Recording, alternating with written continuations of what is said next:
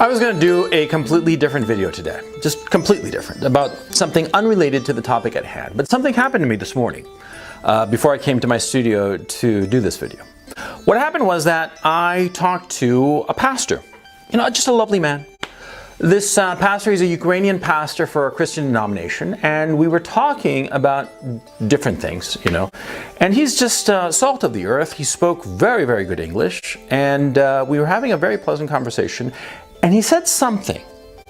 He said something that struck me right between the eyes. It was something that really surprised me, okay?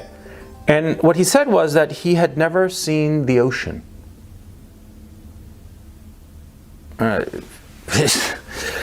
This guy is about my age, right? He's 50 years old. And he said he'd never seen the ocean. He's a Ukrainian. And it made me think about my own situation, my own circumstance, and how many oceans have I seen? I actually lived in front of the Pacific Ocean for a while when I was 15. To see your horizon dominated by that ocean is a sight to behold. I've been to the northern Pacific all the way up to Anchorage, Alaska, and I've swum in the Pacific around California. I've also swum in the Caribbean, as well as the Atlantic. There are a few more oceans that I'd like to swim in before I kick the bucket, right? But, for me, seeing the ocean is no big deal. And this fine man had never seen the ocean. Circumstances of his life, the fact that he was born in Ukraine and therefore had the wrong travel documents, and because of his chosen profession, he didn't have that much money. Traveling for him was not an easy thing. It was not an easy thing at all, right? And I thought to myself how lucky I was, because I've been able to travel and see the world. I've lived in some of the most remarkable places in the world. And it got me thinking. It got me thinking, very hard.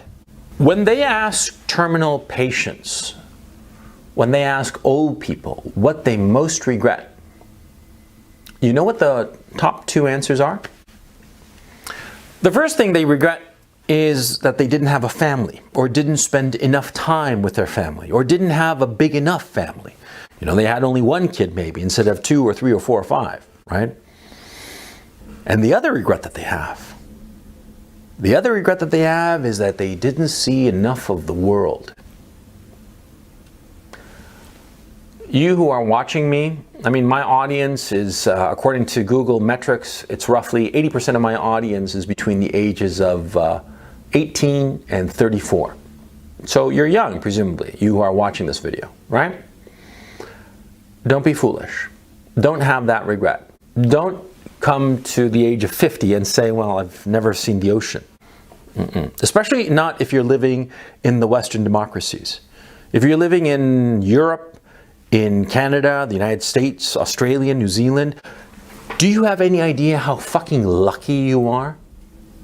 Because you got the golden ticket. You got the Western democracy's passport. Any one of those countries that I just mentioned, you can grab that passport and travel anywhere in the world without a visa. You just hop on the plane and show up, and they'll just stamp you, and they'll say welcome, and you can stay for 90 days, no problem.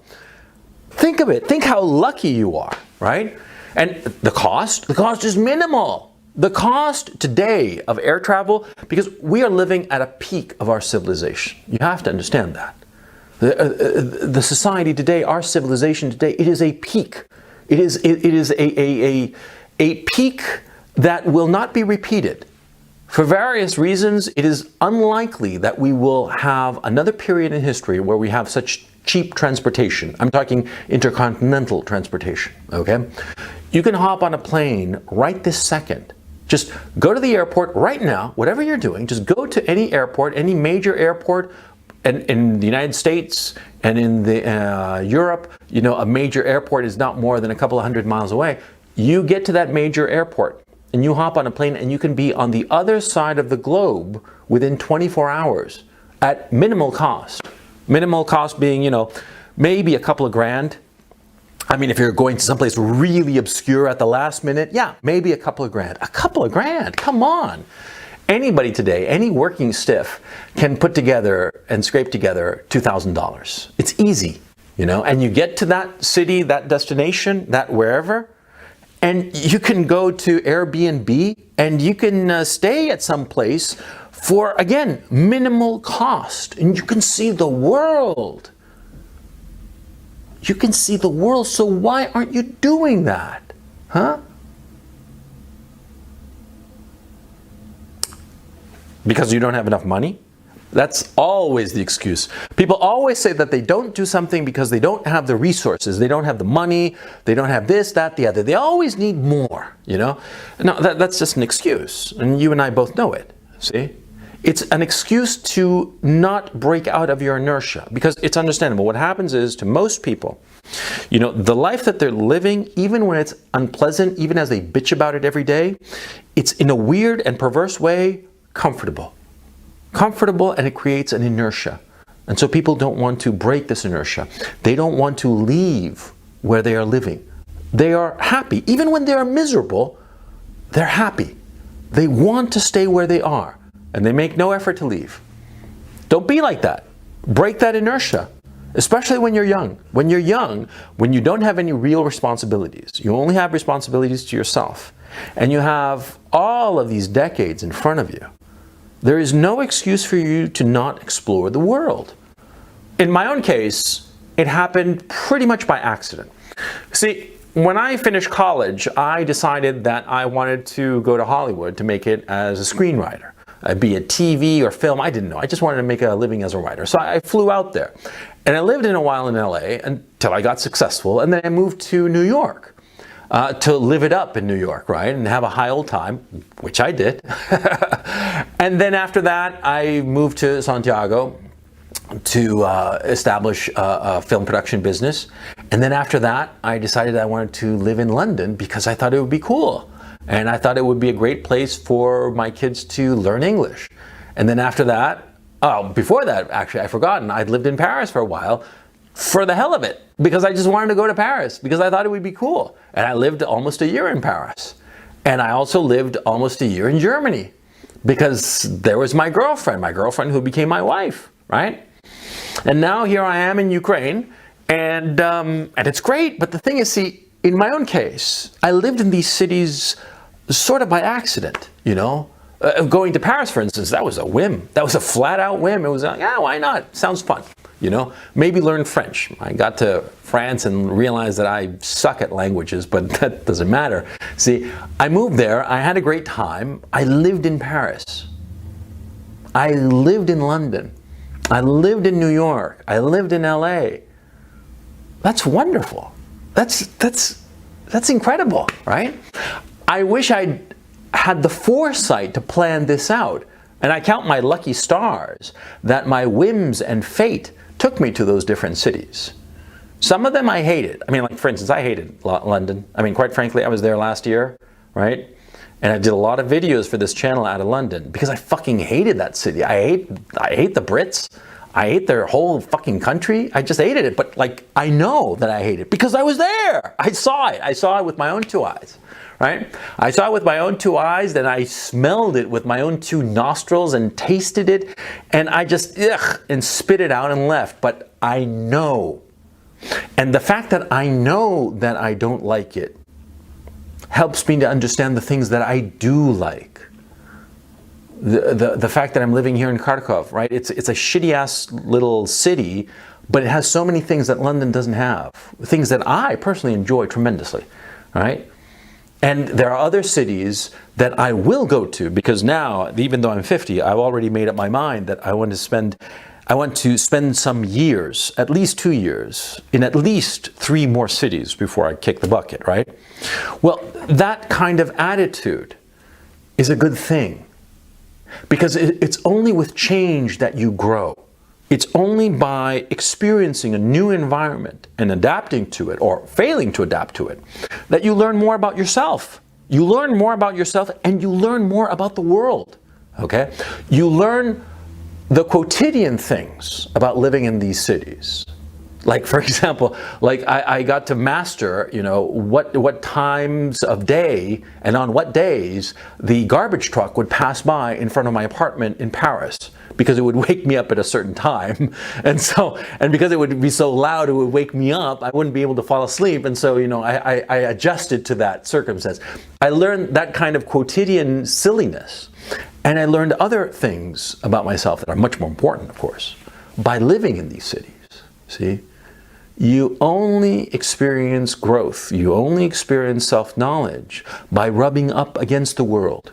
But if you rub up against the same spot all of your life, the same place, and you just settle there and never move, and never try and go out and see the ocean, well, you're never going to grow, see?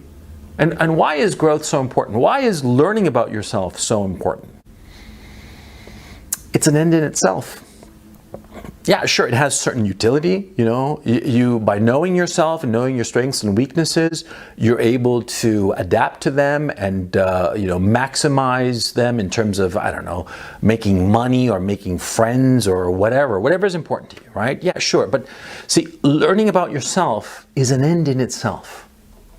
It's its own use. You don't need it. It's not utilitarian. It's just the thing that you want. Because it makes you bigger and makes you better. Because as you know yourself, you're able to either fix those deficiencies that you have, or at least put them aside and minimize the negative effects it'll have on your life. You see what I'm saying? I don't think I'm explaining myself very well, but let me flip it around and go in a different direction.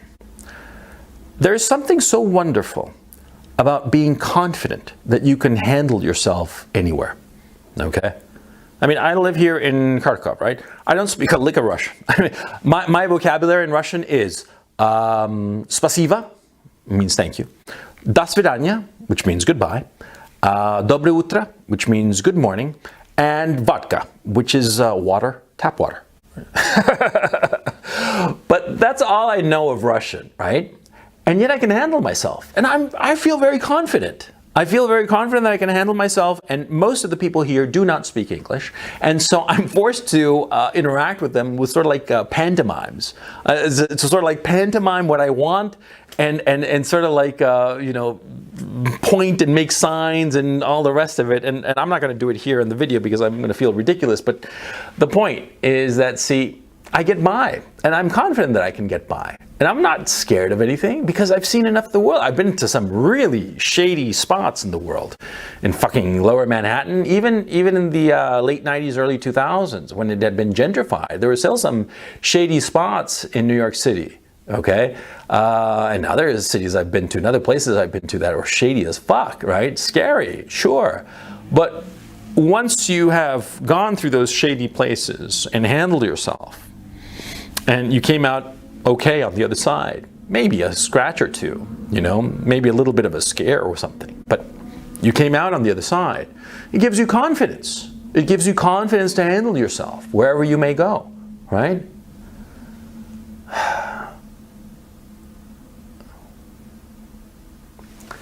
In our neck of the woods, there's sort of like this fear of being a globalist, okay? I mean, people talk about the globalist shills, the neocons and these bastards, who are just basically part of the global elite, right?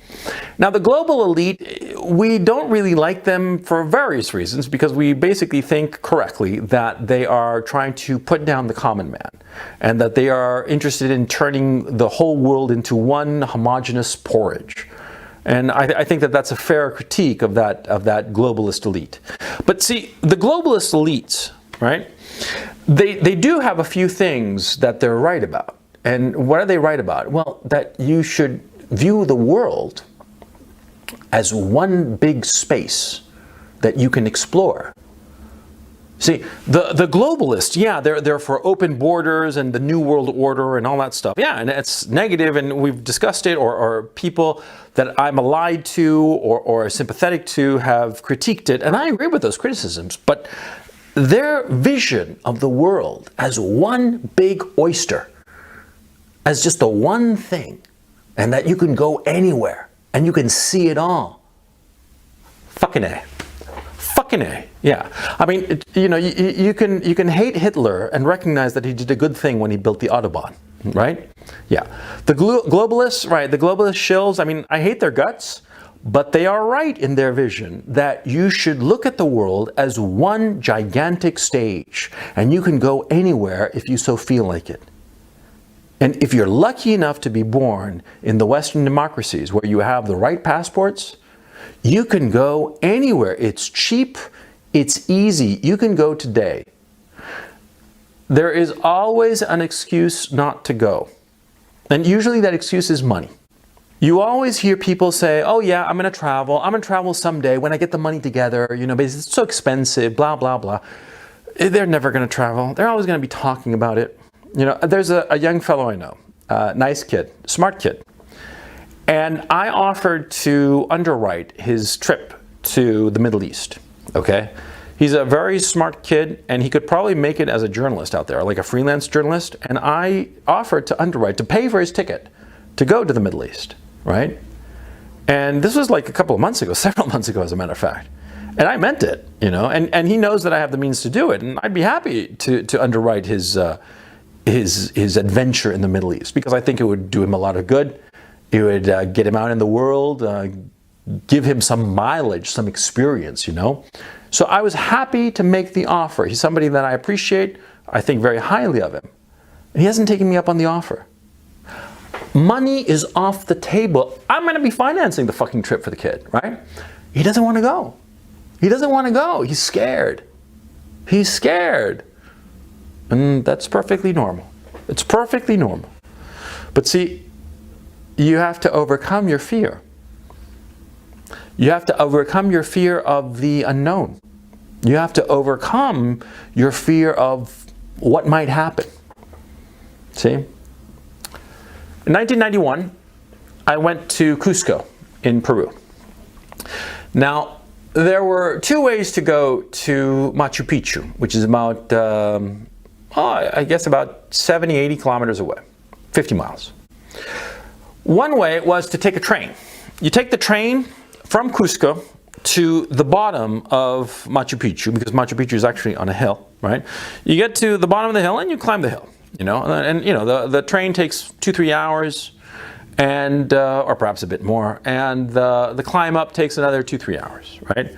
The other way to do it is to go on the Camino del Inca, the Inca Trail, right? Which is basically going through the jungle, hiking through the jungle, right? And you can go, with porters and a guide and the whole 9 yards, or you can go solo, right? So me and a buddy of mine, we were so fucking crazy that we decided to do it solo, right? Because we were 22. What did we know, right? So we did the Inca Trail, 3 fucking days, I got leeches. Real leeches, and lucky that we were smokers. Both of us were smokers, because of the smoking, we were like constantly out of breath, right? But because we had cigarettes, we were able to burn the leeches off our legs. True story. It was scary. After the second day, we started thinking that we were lost, right? And by the third day, we were starting to panic because, we had seen some ruins along the way, because there are actually like minor ruins along the way before you get to Machu Picchu. But on the third day, we were really panicking. We were thinking, man, where the fuck are we, right? We are just so fucking lost. And finally we got there. We got to it. And we got to the spot where all the tourists arrive. And that's why we knew, because we were going up the hill, right? And we were thinking, this may be it, might not be it. I don't know. It looks like a trail, but the jungle grows so quickly, right? And so we were going up, right? And we were getting there, and we're going up and up, and we're like kind of freaking out. And also because there's so much vegetation, it sort of covers you. And so it's like you're going through this dark tunnel, right? And we were going up and scared and scaring ourselves. And as we're rising and we're getting to the crest of the hill, we started hearing people, right? We started hearing people. And we broke through the vegetation up on the crest of the hill, right? And we got to that spot where all of those pictures of Machu Picchu are taken, right? Where you see on the other side, the other hill, Huayna Picchu, rising up, right? And we were there. Yeah. Yeah, and it was quite the experience. And the jungle has never been scary to me after that. And I've had the opportunity to go through the jungle. I'll tell you about it some other time. But the point, see, that was the first time I'd hiked through the jungle. It scared the shit out of me, right? And after that, you know, no problem. I can handle myself, you know. And that happened to me nearly 30 fucking years ago, right? It made me better, you know. You're young. What the fuck are you doing at home watching a fucking YouTube video? Sell your shit, sell your car, sell all the crap that you don't need, your fucking video games and game consoles and stupid ass computers. Get on a fucking plane and go to Machu Picchu, go to the pyramids, go to wherever the fuck you want to go. It's out there. It's out there. It's waiting for you.